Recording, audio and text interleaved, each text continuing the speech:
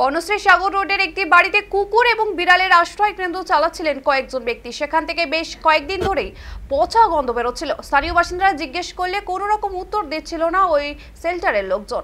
এরপর সোমবার রাতে এলাকাবাসীরা জোর জবরদস্তি করে সেন্টারের ভেতরে ঢুকতেই চক্ষু চড়ক গাছ। তারা দেখেন সেন্টারের ভেতরে একাধিক মৃত কুকুর এবং বিড়ালের বাচ্চা পড়ে রয়েছে। চারিদিকে রক্ত। স্থানীয়দের সন্দেহ এই সেন্টারে চালানোর পিছনে কোনো অসৎ উদ্দেশ্য রয়েছে। ঘটনায় বনশ্রী থানায় লিখিত অভিযোগ দায়ের করা হয়েছে। স্থানীয়দের দাবি শেল্টারের পেছনে কি কাজ হতো তা সকলের সামনে আসুক। ইতিমধ্যেই বনশ্রী থানার তরফ থেকে একটি সুমোটো কেস করা হয়েছে এবং গোটা ঘটনা খতিয়ে দেখছে বনশ্রী থানার পুলিশ।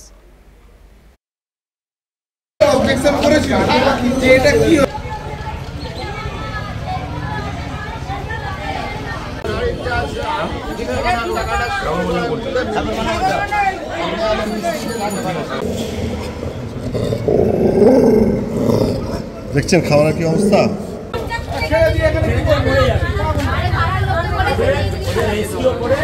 দেখুন এখানে এনজিও বলে চালাচ্ছিল।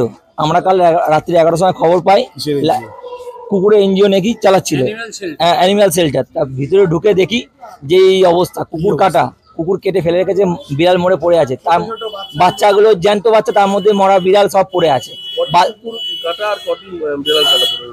বিড়াল মরে আছে 3-4টে ছিল, কুকুর লাস্টে 2টো ছিল, বাড়ি থেকে ভিতর থেকে 3টে বেরিয়েছে।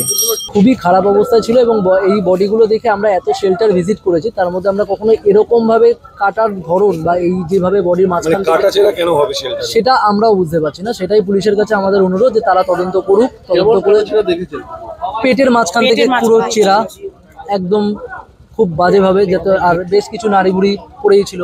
আর একটা বিড়াল যখন একদম লাস্টে যেটা আমরা বের করি পুলিশের সামনে, তার ঘাড় থেকে কোপ মারা, মানে গলাটা আলাদা করতে যাওয়া এবং টাটকা রক্ত বেরোচ্ছে, মানে ওটা কিছুক্ষণ আগেই হয়েছে। হ্যাঁ, একদম টাটকা রক্ত।